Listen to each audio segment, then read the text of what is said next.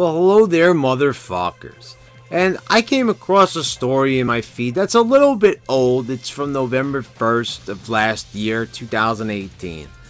And, bear with me. I would love to report on a brand spanking new story, but it's still a relevant story. And unfortunately, it's a Vice article. And it really bothered me because the context of this article are just so cringeworthy. And what I mean cringe, it definitely really summed up 2018 as a whole. So, let's talk about this here for a moment. So, I probably overlooked this story because I stopped looking for information on the fourth Austin Powers movie a long time ago. Now, I'm a huge fan of these films. I think that they're great comedies. I am a really big fan of the first two films. I like Goldmember, but it's definitely the weakest entry if I had to rank them. But the first two movies are comedy classics, and they're definitely films that I hold near and dear to my heart. There's not a lot of comedies that I feel very strongly about. There's only a handful of comedies that I truly enjoy, and Austin Powers is definitely near the top of that list. So, I got to see them at a pretty young age, when they came out. I saw them around 98, 99, so, I saw them around 11, 12 years old. So, I have a lot of good memories, especially after repeated viewings of the films. I really started appreciating a lot of the jokes and everything. And yes, there was some jokey, raunchy humor. But then again, when you look back at comedies that have spanned for such a long time, you could trace back, raunchy humor for several decades. So it's like, there was even versions of raunchy humor in black and white movies, for God's sake. So, there's always room for some raunchy humor. And, of course, there's always going to be sensitive types that don't really like that. They feel like they should clean up their act. I mean, hell, look at Howard Stern. There's some people that demonize the fucking man. And I think that he's a radio genius. I think he's a creative genius, in my opinion. And some people feel the exact opposite. They think he's a freaking idiot. So, anyway, Vice, of course, they're just so, omnipotent. And they're all-knowing, So, Vice always thinks very highly of themselves. So, in their film section, there is an article titled, oh good, Mike Myers says he might make another Austin Powers movie. And you go on and you read the article, and it appears that Austin Powers and Jay Roach are finally coming to terms on the release of a new movie. And this is very exciting news. Like I said, I'd stopped looking for news on this a long time ago because it just didn't seem like it was going to happen. It was kind of like the elusive third Ghostbusters movie. We just weren't going to get it. Let's just hope that it turns out a little bit better than the Ghostbusters movie that we ended up getting. So, then below the title you say, it says, he said the prospects for a new sequel are looking good, by Beckett Muffson. Now, you look at Beckett Muffson already, and you just kind of already know what you're getting right here. Before you even punch your ticket to the article, you already know pretty much what you're in for here when you take a look at old Beckett here. He just kind of looks like one of those guys. Yeah, he just... I don't even hear any words coming out of his mouth if he's speaking to me. I would just kind of hear that yeah coming out of him. I mean, it's just screaming through the picture at me. So, let's read some of this article. Because we apparently haven't suffered enough in 2018, it looks like Austin Powers might be crawling out of his grave for a return to the big screen soon. Mike Myers told Access Online in a red carpet interview. We haven't suffered enough in 2018. And what exactly have we suffered from? Could it be maybe all the things that you were offended by this year that you didn't happen to like? Right away, like, grouping us all, and we all feel the same. And understand that this is an op-ed, this is an opinionated piece, but, you're already saying we, okay, like, when you say we, it usually means that, you're putting everybody into a group along with you, like, this is the general consensus. Because if I ask a lot of people from my generation, based on me posting this up on Instagram, you know, many people disagreed with it from my generation and said that this article was completely insane and that they loved Austin Powers. So, but you don't know that. So let's go on and read exactly why this article is so cringy and why is it so terrible. Asked if we might be getting a 4th film in the franchise, the writer and actor behind it said it's looking good, which you know is one person's opinion. You're gonna see Dr. Evil soon, somewhere in the culture, he added. Rumors about a follow-up have been floating around since director Jay Roach told Larry King that he and Mike Myers talk about it every time they get together back in 2016. It's actually been going on way before that. Austin Powers 4 had a Wikipedia page, I think even back in like 2013, even earlier than that. I would say it's in the latent phase right now, Roach said at the time, but someday, if we find the right idea, that seems to have it earn itself for sure. Aside from the fact that Austin Powers is problematic as hell, now this is coming from, you know, our beloved journal right here, our beloved journotard. It's problematic as hell. Oh, I wonder why it's problematic there for you, buddy. Let's see. There have been plenty of obstacles to a 4th film, not the least of which is the death of actor Vern Troyer. So you don't even like the movies, but it's problematic, but, you know, Vern Troyer is dead. So, you know, Vern Troyer, you know, he was in the movies, but he wasn't ever really like the main character. He played a little bit more of a heavy role in Goldmember, but it's mostly been all about Mike Myers because, you know, he plays Dr. Evil in Austin Powers, so I don't really think that's much of a problem. If you don't even like the movie, why is it so much of a problem, you know, that he passed away? So, you know, they say who famously portrayed Mini-Me in the movies before he passed away in April.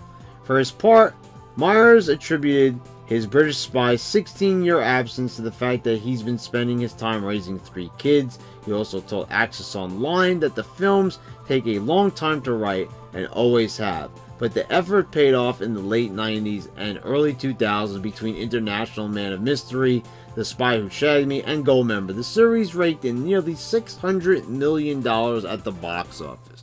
So, you know, you could clearly see from what they said, they had great returns. You know, you could go and you could look at the success. You know, the movies were at #1, I think pretty much all 3 of them. I could be mistaken about them, but they were pretty popular, and he's even admitting to that.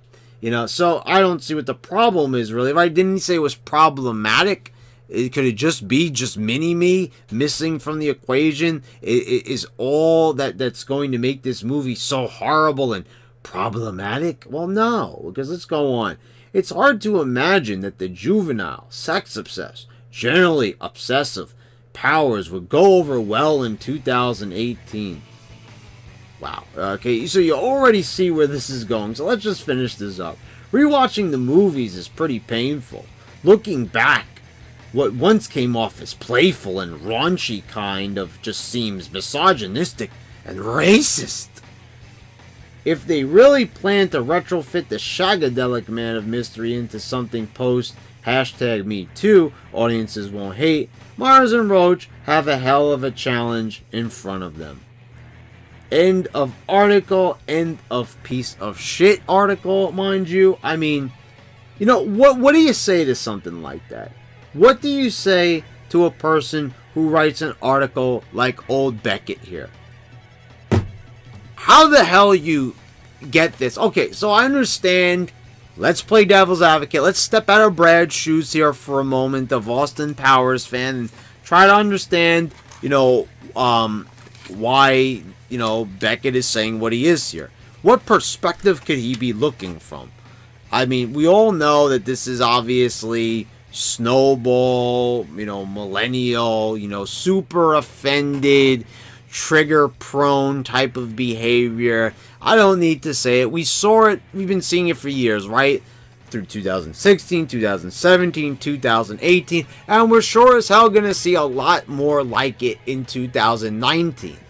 the cringe is here to stay, folks, and it ain't going anywhere anytime soon. And this is just the latest hit piece by Vice. I mean, they've been doing it all year, but you know, this was just so ridiculous. I mean, first of all, as someone who's done repeated viewings of Austin Powers, look, I understand. Let's play devil's advocate here for a moment. So Austin Powers is, you know, he likes to have sex. You know, the first movie they show a penis pump. You know, there is a lot of sex jokes. There's the scene with the sausage, which is pretty famous. But at no point does it become uncomfortable. It's presented in a very lighthearted fashion. I've seen a lot of other very more offensive type of movies that actually that are actually racist, that actually make fun of, you know, certain people's cultures and the way how they talk. And you know, thing is, it all depends on your sense of humor. Now I'm gonna reach in here and I'm gonna say that maybe, you know, the way they gave Austin Powers bad teeth, maybe they feel that that's a British stereotype. You know, the stereotype that they have bad dentistry in the UK. You know, you have Big Fat Bastard, you know, who's a Scot. You know, I don't know where that is a stereotype. It's just a funny character. You had two Asian girls called Fook Me and Fook You. So I'm going through memory here, you know, and just seeing like what might trigger people, certain things that may be deemed as, you know, just like offensive to certain cultures or something like that. But at no point was it ever mean-spirited. You know, never once at the movie did it ever take an awkward turn where they actually, like, you know, said something offensive to like one of these characters. Or, you know, it never took that uncomfortable turn. So, you know, to really say that it's racist is really, you know, kind of pushing it here. And racist towards who? Which race? You know, that wasn't really said. But it just seems like these things go hand in hand. If you're a misogynistic type of person, you're a racist as well. And if you're a racist, you're probably a misogynistic. And, you know, on top of that, you're probably a whole bunch of other things as well. So I need to really just kind of break this down, and it might sound a bit funny trying to fucking break down a comedy in this sense, but, you know, Austin Powers never forced himself on a woman. Every single time he had sex in the movie, it was consensual, and he usually tried to control himself, because usually one time per movie, he always had one love interest. You know, kind of like James Bond. Of course, he would move on to another interest in another movie, but you could see that, you know, he goes after Vanessa in the first movie. In the second movie, it's just, you know, the character played by Heather Graham, and then in the third film, the character played by Beyonce. Okay, so in the first movie, there was a very specific example that I remember. You know, among all the sexual jokes and everything like that about Austin, there is one scene where, you know, she starts warming up to Austin. At first, she doesn't like him. You know, she doesn't find him attractive. She doesn't really like his personality. She thinks he's out of touch. And then they go out drinking. And, you know, Vanessa wants to have sex with Austin. And what does Austin do? He says no. He says, you know, you're drunk, and, you know, I'm not going to do that. So, where in this article do they mention that? About, like, Austin Powers actually acting like a gentleman? Like, they tried to draw that line that, like, Austin's not a bad guy. He might like the ladies and want to get with them, but, you know, he doesn't want it that way. And, you know, they understood, Jay Roach probably even understood that, you know, Austin can be taken as kind of like a poon hound. And, I mean, that's what he is. I mean, we can't really say that he's not. But they tried to show that, well, he's not that perverted, that, you know, he's not going to go that far. And they kind of drew that line because maybe they thought that maybe audiences might perceive that. Even at that time, during the movie's release, which was in 97, they probably thought that that clarification was needed, that they wanted to kind of show that, you know, Austin was a good guy, he was a gentleman, and he wasn't going to take advantage of the ladies. He might like them, he might lust after them, but he respects them. So where was that mentioned during the movie? So wouldn't they appreciate that during the Me Too era? Wouldn't they appreciate the fact that, you know, everything that Austin did in the films was consensual? Wouldn't they actually appreciate the fact that, you know, Austin Powers, you know, wasn't like a Harvey Weinstein or a, you know, a very, very perverted person like Kevin Spacey, or somebody as deranged, you know, sexually as, say, the creator of Rick and Morty, for instance? I mean, you know, come on here. You know, there's no contest. So it seems to me that Beckett, this journal tard here who wrote this article for Vice, has probably never even seen an Austin Powers movie. He talks about rewatching the films. Well, if you rewatch them, they should be very fresh in your mind. So how did you omit all those key examples that I gave of how your argument is completely wrong in your article? And I notice you purposely, you know, just... you know, your article is very short. That's why I was able to read it here in this video and still have plenty of time to voice my own opinion and reaction towards it, because it was so pathetically short, because you just wanted to write a hit piece. You wanted to say that, you know, you just didn't like this movie, you don't like this franchise, you don't want to see it happen, you don't want to see all the millions of fans that enjoyed it and spent money to go see it, buy the DVDs and the Blu-rays of it. You don't want them to enjoy it either. So you got to ruin it for everybody. You have to come up with some ridiculous argument just to try to upset people, to try to change minds. But all you're going to do is just kind of piss people off. That's what Vice does. That's what they're all about. It's funny. It's like they profit off of making these horribly written, horribly argued, you know, debates and try to make like these societal commentaries that just are not necessary, not needed, and definitely not welcomed. I mean, it's just, you know, you try to make your argument, and what you do is you do the old classic, oh, it's misogynistic and racist, and that's it. Good night. Drop the mic. It's done. Okay. That's not how an argument works. That's never how an argument has ever worked. That's how, you know, you want to play it. That's, you know, how you feel like this is how you get your point across. But your point is shit. It doesn't even make sense in the context of the movie. If you watch the movie, you'd see that everything you said is stupid. It's like, why would everybody feel the same way? Can I ask a question here? Why is South Park, why is Family Guy, why is American Dad, why are all these shows as raunchy as they are and have all the jokes that they do in it? Why are they so heavily watched? You know, maybe they didn't have the ratings they once did, but they're still on TV. They're still being aired. You know, why do we have Adult Swim and all these other shows? If people don't like raunchy humor, you know, why does it exist?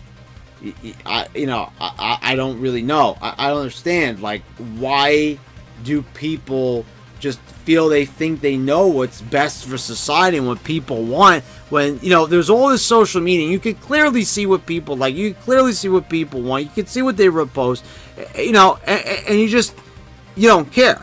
You're gonna still use the word we, tie everybody together to make them think the same fucking way. And it ain't just Austin Powers, it's everything else. When it comes to all movies, video games, all sorts of entertainment, when it comes to politics, you all think that this one way is the right way. And most of the time it ends up being the wrong way. And in this way, it is the wrong way. Even if you're not a big fan of the Austin Powers movies, even if you think those movies suck, you still gotta admit that this opinion is pretty cringy, and that this opinion is what's really bad. Not the movie, but the problematic thing is the opinion here. The problematic thing is the opinion. The fact that the opinion is not correct. It's not accurate. You know, the thing is, and also if you're going to have an opinion, you have to make sure that what you're basing your opinion on is correct information. And the information that you're providing in regards to the movie is inaccurate. Because the things you describe do not take place in the movie. Now, anybody could have a perspective. But at what point does the opinion, you know, kind of fly in the face of the fact. You know, like, if this is the way how the movie is and that's not the way the movie went, but you're saying that that's the way how you interpret it, there's certain interpretations that are just wrong. I don't care what anybody says. It just, you know, it's like, you just can't say it. There's some things that just cannot be disputed, and that's one of them. I mean, there's these examples are just not present in the film. Anyway, guys, thank you for watching. I hope you all enjoyed this. Please hit a thumbs up if you did. Hit a thumbs down if you didn't, and tell me why. Click the bell so you get all the notifications when I post all my new videos. Check out some of the other content I have posted here, and thank you for watching, guys. Until next time.